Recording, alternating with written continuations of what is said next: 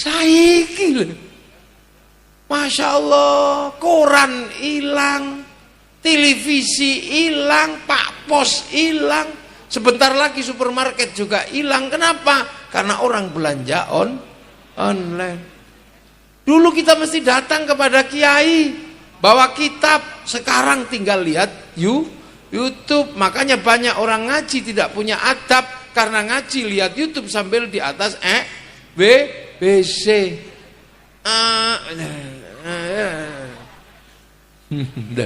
Ini milenial, generasi baru, semua serba cepat dan semua serba transnasional. Apa yang dialami anak Afrika dialami anak Indonesia. Sana pakai WhatsApp, sini pakai WhatsApp, sana pakai Facebook, sini pakai Facebook. Semua sedang berjalan apa?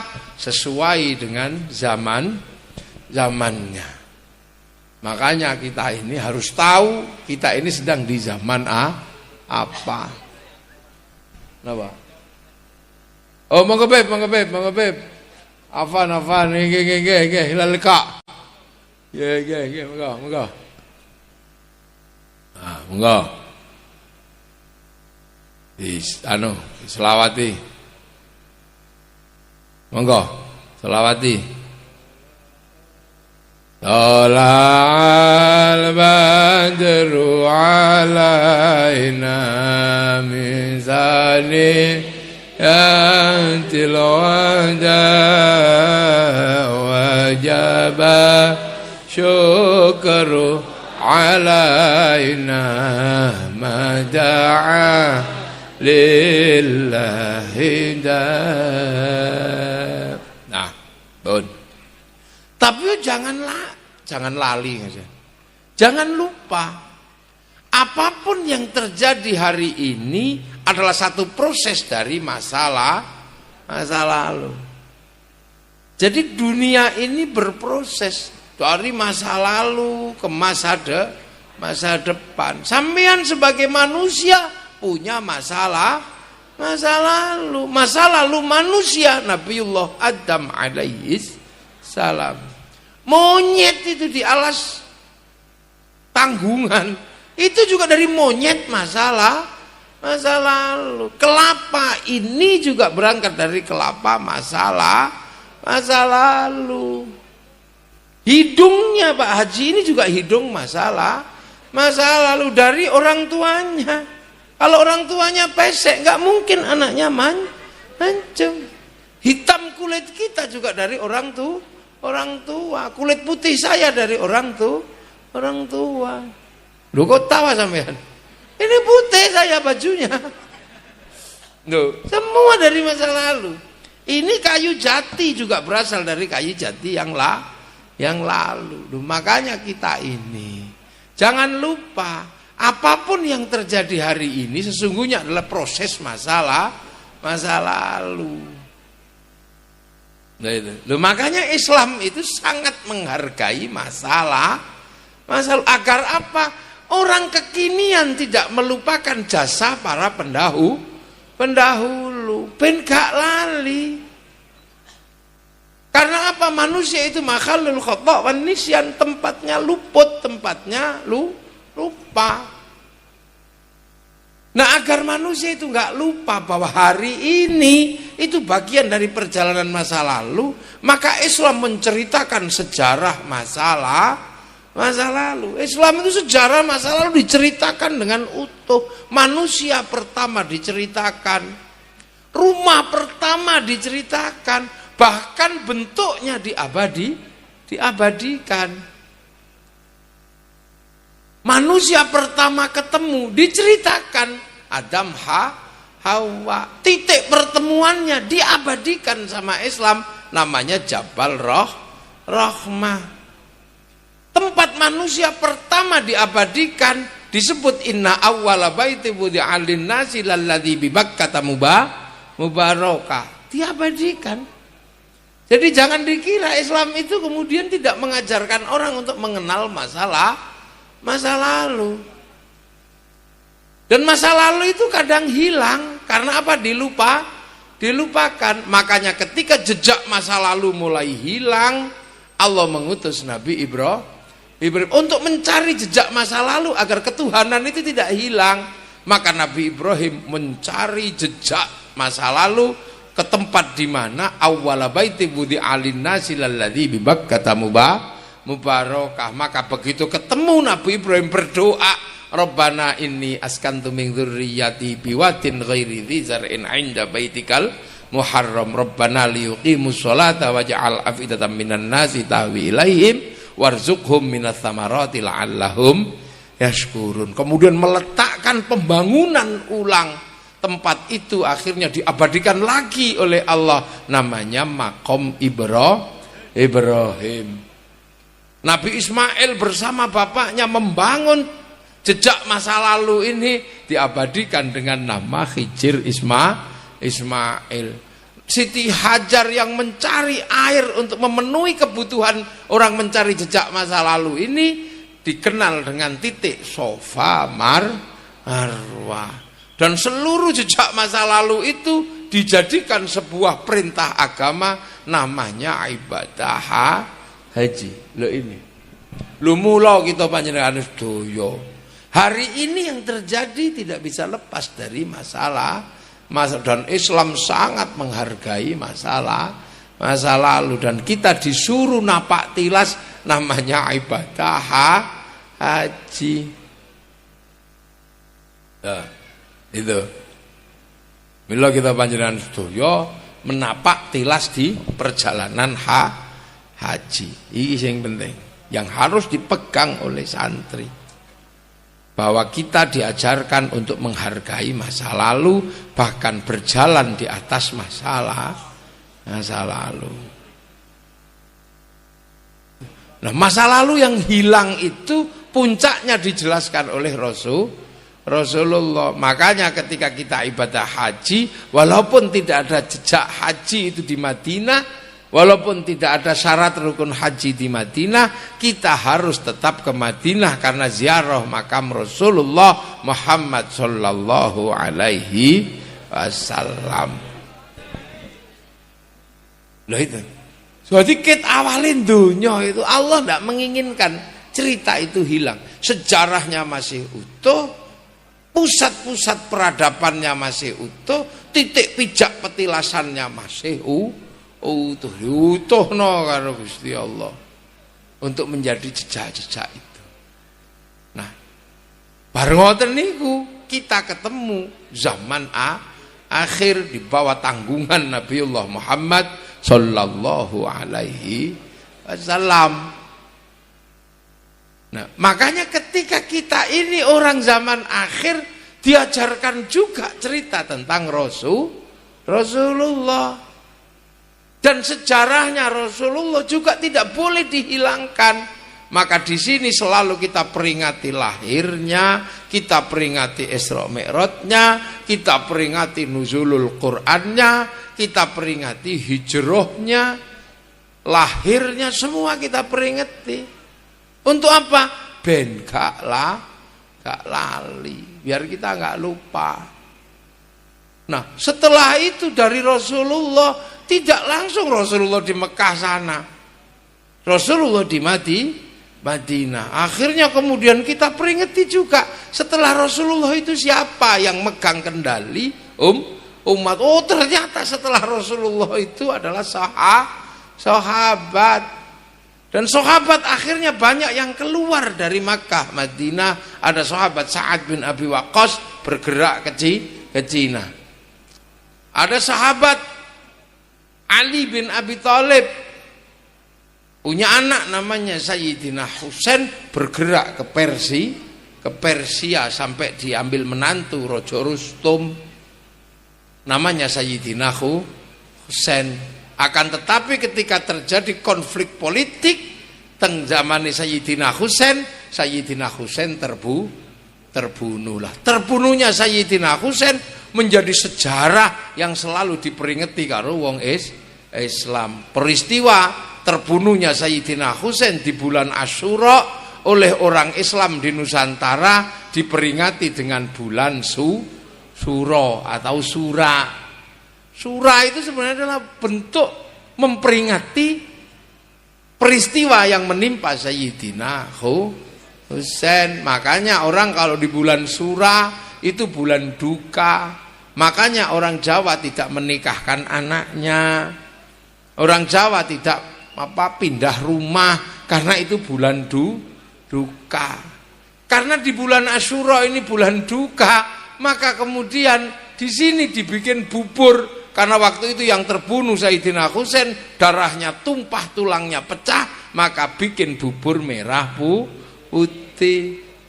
Lah, waktu itu cucu-cucu Rasulullah buyut-buyutnya menjadi yatim karena peristiwa itu, maka bulan Asyura selalu dikaitkan dengan bulan santunan anak yatim. Jadi ini sesungguhnya cara kita yang jauh agar tidak melupakan peristiwa. Di Jogja karena bulan Syuro ini adalah bulan duka, muter beteng 7 kali, ora omong meneng mawon. Iki bulan duka aja kokean lambe. Sing teng Solo ngetutke kebo Kiai Slamet, muter beteng ora omong. Nek taeke metu diusapno teng klambine wong Solo. Ini bulan duka, aja kokean dan hebatnya. Nah, setelah itu Islam keluar lagi dari Jazirah. Dari sana belum sampai sini. Dibawa oleh yang selamat namanya Sayyid Ali Zainal Abidin. Oleh Sayyid Ali Zainal Abidin diteruskan putranya namanya Sayyid Bakir. Sayyid Bakir punya anak Sayyid Musa Kadzim sama Sayyid Ja'far Sayyid Ja'far Shadiq melihat peristiwa politik sudah sangat luar biasa, wis tambah tidak terurus. Situasinya semakin medeni teng mriko. Maka kemudian Sayyid Ja'far Shadiq pengen keluar dari Jazirah. Wujudnya apa? Ada sholawatnya Sayyid Ja'far Shadiq yang kemudian pengen keluar dari Jazirah karena situasi politik dikenal dengan nama sholawat Asghil. Allahumma sholli ala Sayyidina Muhammad wa ashghilil zalimin bizzalimin wa akhrijna min bainihim salimin wa ala alihi wa sahbihi ajma'in. Salawat Asghil. Karena situasi politik yang tidak terkendali di sana, cucu Rasul terbantai. Yang disebut sebagai khilafah korbannya cucu Rasulullah. Makanya orang-orang di sini tahu, belum bukannya nggak pernah dicoba. Nah, Sayyid Ja'far Shadiq kemudian punya keturunan semakin jauh namanya Sayyid Ali Uraidi. Sayyid Ali Uraidi tambah menjauh putranya namanya Sayyid Muhammad. Tambah jauh punya putra Sayyid Aisyah, tambah jauh punya putra Sayyid Ahmad Al-Muhajir. Sudah hijrah jauh dari Jazirah Arab masuk ke kawasan sekitar Yaman, Hadrami. Nah, Sayyid Ahmad Al-Muhajir punya anak Sayyid Ubaidillah. Semakin menjauh punya anak Sayyid Alwi, punya anak Sayyid Muhammad, punya anak Sayyid Alwi, punya anak Sayyid Ali Khalid Qasam, tambah jauh punya anak Sayyid Mirbat, tambah jauh punya anak Sayyid Alawi Amil Faqih.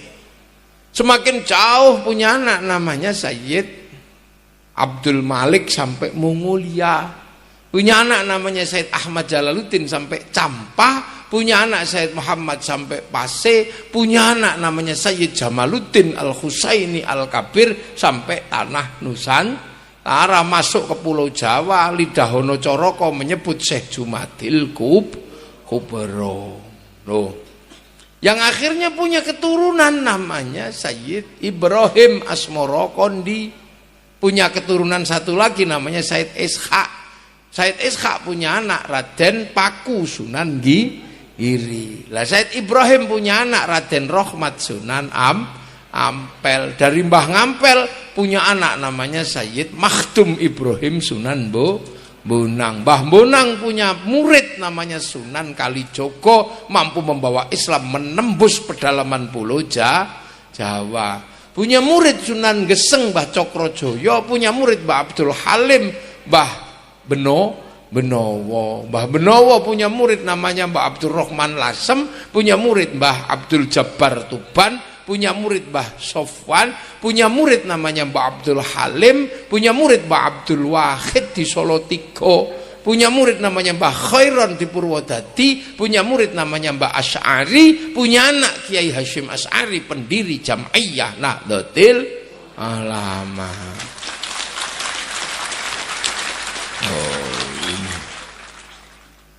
Itu, nah akhirnya punya murid-murid banyak. Kiai Hasyim ada punya murid yang namanya Mbak Abdul Karim Tenglir Boyo. Mbak Abdul Karim punya murid Mbah Makhrus, ya Mbah Makhrus. Nah ini punya murid kan gitu, punya murid namanya Mbah Kiai Subhan Makmun Brebes. Lu kayak gitu.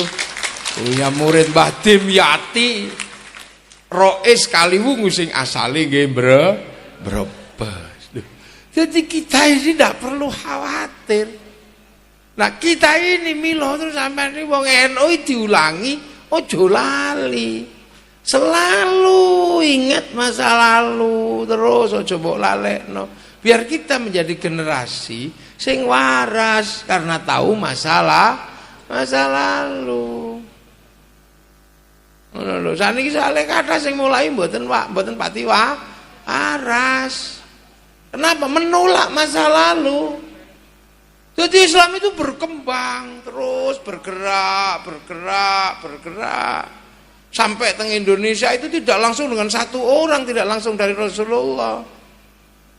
Gitu. Nek langsung Rasulullah sing nampa jenenge sahabat, sing nampa saking sahabat jenenge tabi'in, sing nampa saka tabi'in jenenge tabi'ut tabi'in, sing nampa saking tabi'ut tabi'in jenenge tabi'ut tabi'in. Lah sing nampa saka tabi'ut tabi'in jenenge tabi'ut tabi'in. Lah kita niki wis tabi'ut panjang. Sing wong Brebes. Lalu makanya kita selalu diingatkan karena setiap generasi niku ono menungsone. Jadi beda di zaman awal onten Rasulullah jazirahnya Arab. Begitu zaman Rasulullah berganti oleh sahabat jazirahnya masih sekitar Arab. Pasca sahabat tabi'in wong sing melu niku pun sekitar ajam Arab mereka. Lho nek awak dhewe tekan kene wis digawa kali para wali. Nah akan selalu ada pertanyaan, ngopo to kok tiba-tiba nang Indonesia kok njur wali ngono. Di tempat lain tidak dikenal juru dakwah ngono tok. Di tempat lain disebut penyebar agama Islam. Tapi kalau di sini ngopo kok diarani wali? Penyebar Islam di Indonesia adalah wali songo. Lah niki mula kadang wong niku nek ora paham niki tak jelasno wae. Kenapa yang menyebarkan Islam di Nusantara itu wali? Yang lain kok syekh sopo, ustadz sopo. Di sini kok wali? Lucu sembrono. Karena zaman Sayyid Jamaluddin Al-Husaini Al-Kabir utawa Syekh Jumadil Kubro masuk ke tanah Nusantara. Nusantara ini lagi jaya-jayanya daerah. Negara terkuat di Asia itu ada di Indonesia, di Nusantara, jenengane Negoro Mojopahit. Jadi kita ini ketika Islam teko itu tidak masuk ke hutan belantara, tapi masuk ke negara dengan sistem peradaban yang sangat tinggi. Suge-suge negara duwe ilmu pengetahuan sangat tinggi, universitas terbesar agama Buddha Hindu-Buddha terbesar ada di tanah Jawa, namanya Universitas Nalanda. Seluruh wong India, wong endi sinau nang kene, belajar di Universitas Nalanda. Kitab politik yang paling terkenal namanya Negara Kertagama, ditulis kalian Empu Prapanca. Kitab sosial jenengane Sutasoma, ditulis kali Empu Tantular. Kita bangsa maju. Jadi jangan dikira, makanya kita ini kadang kalau ndak ingat kita bangsa maju, kita selalu mengatakan itu adalah, makanya yang film Jejak Khilafah itu pengen tak tapok lambene sing ngono. Kok iso Islam masuk ketika Indonesia adalah di zaman kegelapan? Ini karepmu piye betul? Kita di zaman kegelapan bagaimana? Kita punya sejarah yang sama kuat. Kalau orang Eropa punya kisah cinta Romeo Juliet, orang Cina punya kisah cinta sampai Eng Tai, orang Arab punya kisah cinta Kais dan Laila, kita juga punya kisah cinta. Di Cirebon ada kisah cinta Baridin. Loh ya kan? Ada Baridin.